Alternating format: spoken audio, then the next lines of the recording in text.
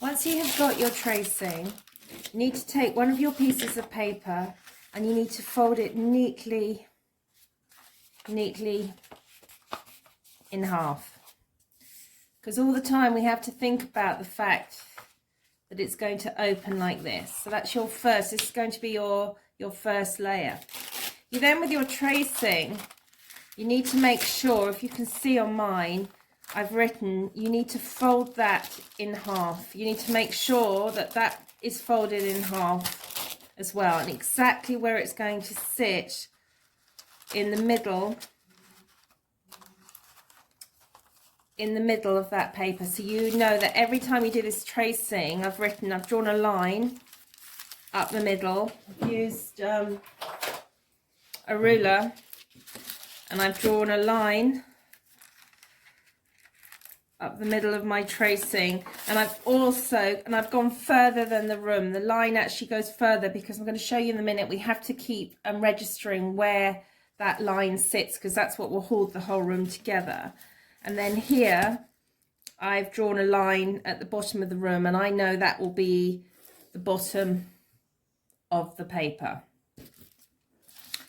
Right. Once you've done that, and you should have put on the back, you should have gone over the back with, you should have pencil, you should have gone over the back of the lines with pencil, so that when we push through, the pencil, the pencil will then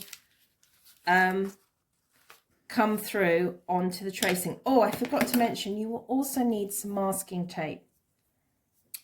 So masking tape, it's probably, I think masking tape's the thing I use the most. Now with masking tape, a really good trick is just to do it, I'll just do it on my sleeve here, is just to do this on your clothes with masking tape, and it just takes off the stick, so the stick doesn't, what's the word, so it doesn't rip the paper. So just do that with the masking tape to take off too much stick. Then I'm using a cutting board. If you don't have one at home, maybe you could draw on a large piece of paper, just a right angle. The reason I'm using a cutting board is that when I line up this piece of paper, the lines are on, can you see this line down the cutting paper, down the cutting board, sits like this, okay, sits directly on that line.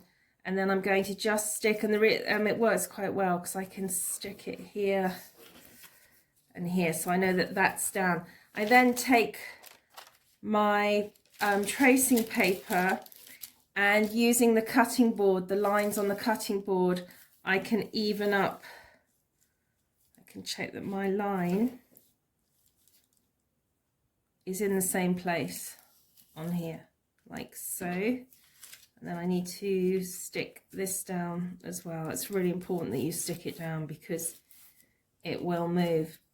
I then push down. Oh, what am I doing? I'm not tracing the whole thing. I'm tracing it in layers. So this is going to be, let's call this layer 1. So layer 1 is just going to be the front of the bed. So if I do this, and I trace layer 1, and I decide what's going to be in layer 1. So I'm going to have the front of the bed is going to be in layer 1, and I also wanted, there's a rug here, so I'm actually going to put in layer 1, I'm going to have the rug, so layer 1, and I was going to have, there's a radiator, just looking at mine, here. Can you see on my layer 1, I've got this is my layer 1, I've got the bed, I've got the rug, I've chosen to put in, there's a little stool and a radiator. So I'm just going to sketch in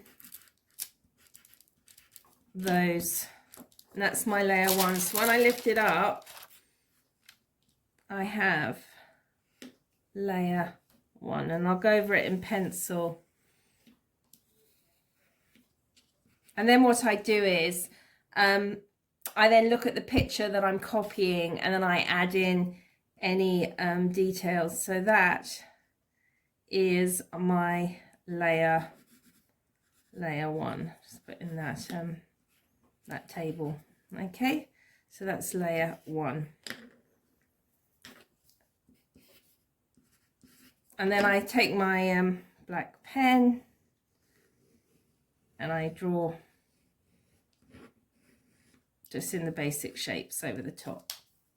Okay, so that's layer 1. I then take another piece of A5 paper the same size. I repeat the process. Pop it in half. Place it onto the line. So just checking that it's in the correct position. Like so. Pop it on, and I'm going to do layer 2. So make sure that I've keyed this up, that it's on the same line. And that is the bottom. You must get that bottom of the bed of the paper lined up.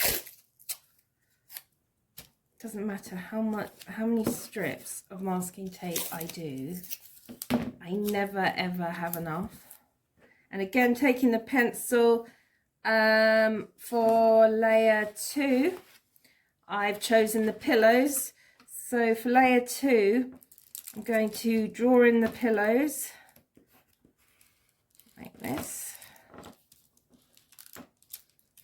As I say, just the basics, because what you can do is you can then draw in, you can then go over and start adding more. So I'm going to do the cabinet, the lampshade. It's on top of the lampshade. I think it was a little, you can see actually I haven't put all the details in because I did that later. And I then chose to put in, for layer 2, I then chose to put in this part here. So for layer 2, I've actually done the side wall.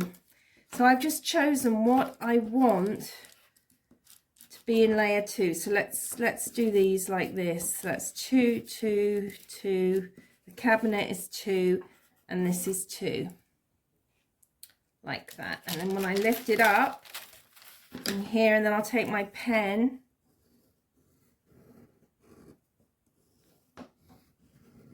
and just draw the pencil, which always comes out a lot fainter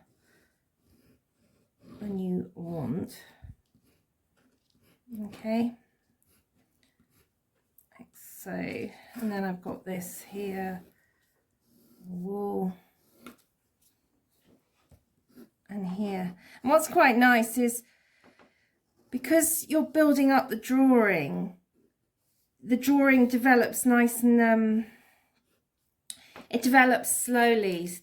So it changes as you draw. So that's layer 2. So I have layer 1 and layer 2. Then what I'll do is, it's so much easier when you start to do this, I'll then cut out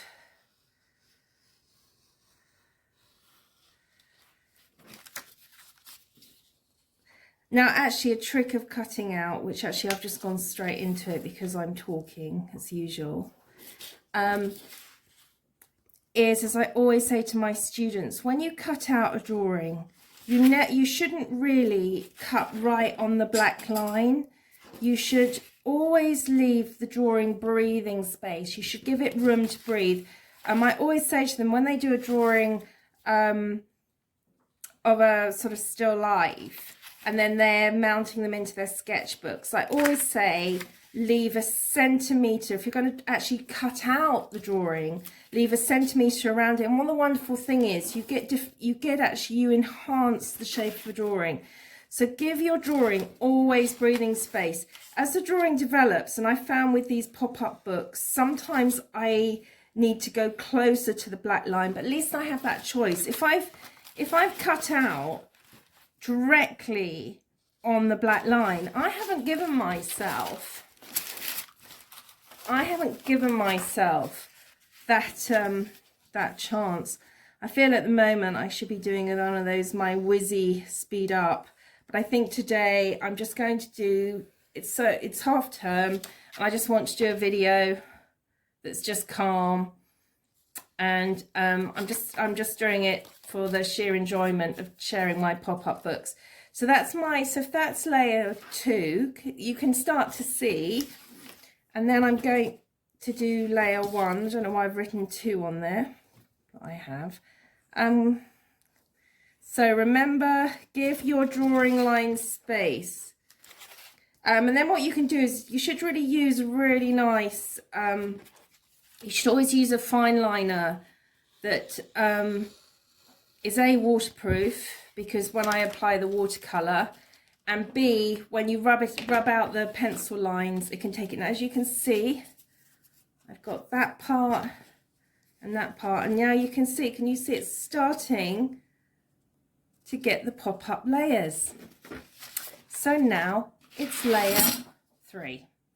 Because if I was in class now, I'd say, what do I need to do now? As you know, I need to fold in half and repeat to do layer, done 1, 2, to do layer 3, which I'm going to do, which for layer 3, I'm going to do the bed head and the canopy.